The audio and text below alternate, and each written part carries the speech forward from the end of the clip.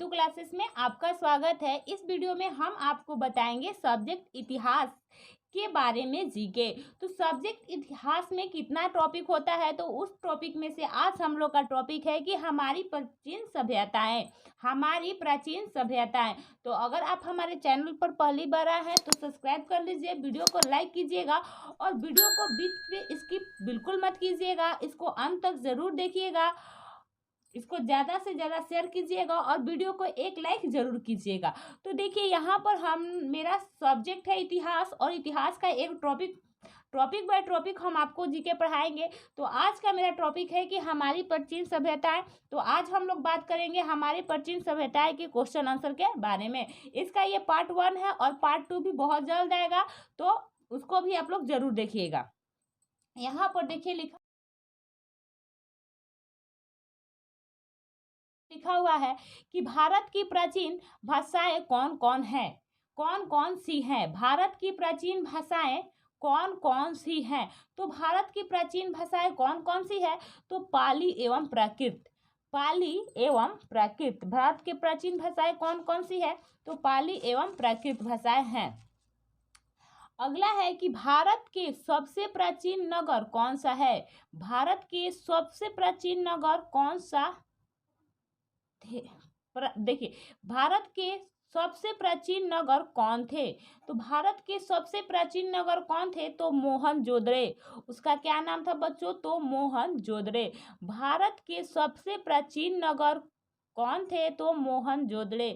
अगला है मोहनजोदड़ो का क्या अर्थ होता है।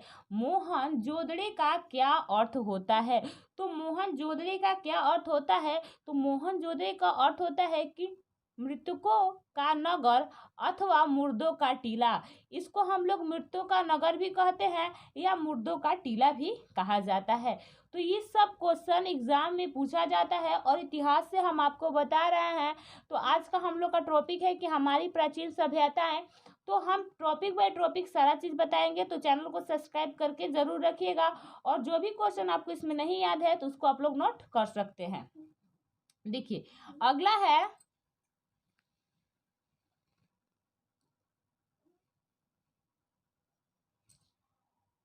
मोहनजोदड़ो और हड़प्पा की खोज के पूर्व विज्ञान भारतीय इतिहास का प्रारंभ किस महत्वपूर्ण घटना से मानते थे। कह रहे क्वेश्चन फिर से सुनिए। मोहनजोदड़ो और हड़प्पा की खोज के पूर्व विज्ञान भारतीय इतिहास का प्रारंभ किस महत्वपूर्ण घटना से मानते थे। तो इसको किस महत्वपूर्ण घटना से माना गया था, तो आर्यों के आगमन से। इसका आंसर हो जाएगा आर्यों का आगमन। इसका आंसर हो जाएगा आर्यों का आगमन। अगला है हड़प्पा नगर की खोज किसने और कब की थी। हड़प्पा नगर की खोज किसने और कब की थी, तो हड़प्पा नगर की खोज 1921 ईस्वी में सर जॉन मार्शल और राय बहादुर दयानंद सहनी ने की थी। 1921 ईस्वी में सर जॉन मार्शल और राय बहादुर दयाराम सहनी ने किया था। तो हड़प्पा नगर की खोज किसने और कब की थी, तो 1921 ईस्वी में सर जॉन मार्शल और राय बहादुर दयानंद सहनी ने किया था। अगला है कि सिंधु घाटी सभ्यता को आजकल किस नाम से पुकारा जाता है। सिंधु घाटी सभ्यता को आजकल किस नाम से पुकारा जाता है, तो आजकल उसे हम लोग हड़प्पा संस्कृति के नाम से पुकारते हैं। हड़प्पा संस्कृति, इसका आंसर हो जाएगा हड़प्पा संस्कृति। अगला क्वेश्चन है सिंधु घाटी की सभ्यता कब से कब तक विकसित हुई। सिंधु घाटी की सभ्यता कब से कब तक विकसित हुई थी। सिंधु घाटी की सभ्यता कब से कब तक विकसित हुई थी, तो 2500 ईस्वी से पूर्व 1500 ईस्वी पूर्व तक। 2500 ईस्वी से पूर्व 1500 ईस्वी पूर्व तक। अगला क्वेश्चन है कि सिंधु घाटी सभ्यता का प्रधान केंद्र कौन था। सिंधु घाटी सभ्यता का प्रधान केंद्र कौन था, तो सिंधु घाटी सभ्यता के प्रधान केंद्र हड़प्पा था।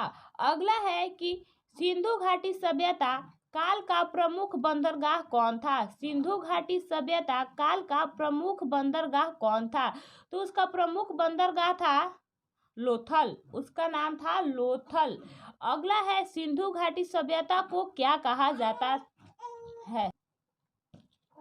सिंधु घाटी सभ्यता काल का प्रमुख बंदरगाह कौन था? तो सिंधु घाटी सभ्यता का प्रमुख बंदरगाह था लोथल।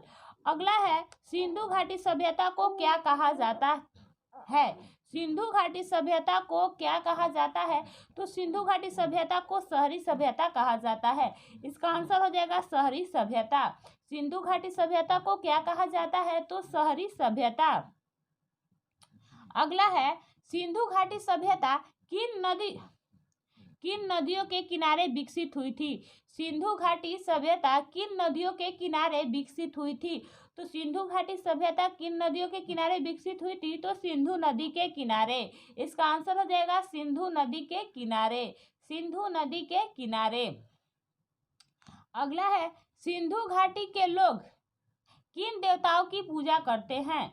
सिंधु घाटी के लोग किन देवताओं की पूजा करते हैं? तो सिंधु घाटी के लोग महादेवी और शिव भगवान का पूजा करते हैं। महादेवी और शिव की पूजा करते थे।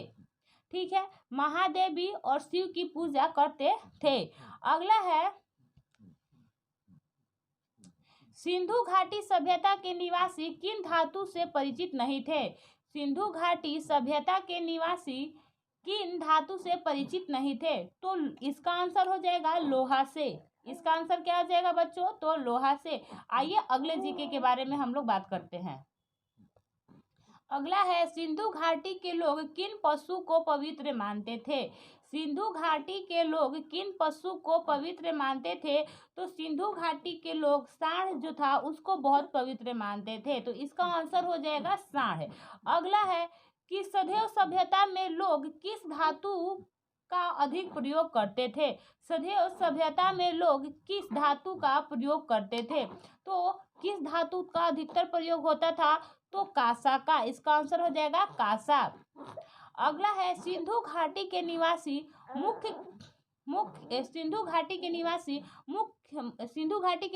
की मुख्य सवारी क्या थी? सिंधु घाटी के निवासियों की मुख्य सवारी क्या थी? तो सिंधु घाटियों के निवासियों के लिए मुख्य सवारी थी उनका बैलगाड़ी। इसका आंसर हो जाएगा बैलगाड़ी। इसका आंसर हो जाएगा बैलगाड़ी। अगला है, सभ्यता के लोग किस पशु से परिचित नहीं थे? सभ्यता के लोग किस पशु से परिचित नहीं थे? तो सिंधु सभ्यता के लोग किस पशु से परिचित नहीं थे? तो घोड़ा से। इसका आंसर हो जाएगा घोड़ा। अगला है, सिंधु घाटी सभ्यता के कितने स्थल की खुदाई के प्रमाण स्वरूप मिले थे? सॉरी, क्वेश्चन फिर से सुनिए आप लोग। सिंधु घाटी सभ्यता के कितने स्थल खुदाई के परिणाम स्वरूप मिले हैं? तो ये कितने स्थल के परिणाम स्वरूप मिला हुआ है? तो 250 स्थल। इसका आंसर हो जाएगा 250 स्थल। सिंधु घाटी सभ्यता के कितने स्थल के खुदाई के परिणाम स्वरूप मिले हैं? तो 250 स्थल। अगला क्वेश्चन है, अब इस वीडियो में केवल 2-3 क्वेश्चन हम आपको बताएंगे। अगला क्वेश्चन है कि हड़प्पा वासी कहाँ के मूल निवासी थे? हड़प्पा वासी कहाँ के मूल निवासी थे? तो हड़प्पा वासी फिनिशिया के मूल निवासी थे। तो इसका आंसर हो जाएगा फिनिशिया। सबसे अंतिम और सबसे इम्पोर्टेंट क्वेश्चन, इसका पार्ट 2 भी बहुत जल्द आएगा। ये पार्ट 1 का था। हड़प्पा, देखिए ये प्राचीन सभ्यता है कि बहुत क्वेश्चन होती है, तो अभी हमने पार्ट 1 बनाया है, पार्ट 2 भी इसका बहुत जल्द आ जाएगा। देखिए अगला दिया हुआ है सबसे अंतिम क्वेश्चन, हड़प्पा निवासी किस देश के व्यापारियों के साथ व्यापार करते थे? हड़प्पा निवासी किस देश के निवासियों के साथ व्यापार करते थे? तो हड़प्पा निवासी किस देश के निवासियों के साथ व्यापार करते थे? तो सुमेर के। इसका आंसर हो जाएगा सुमेर। तो उम्मीद करती हूँ बच्चों आपको यह वीडियो बहुत ही पसंद आया होगा। इसको लाइक कीजिए, ज़्यादा से ज़्यादा शेयर कीजिए। अगर आप हमारे चैनल पर पहली बार आए हैं तो सब्सक्राइब कर लीजिए। बाय बच्चों, मिलते हैं नेक्स्ट वीडियो में।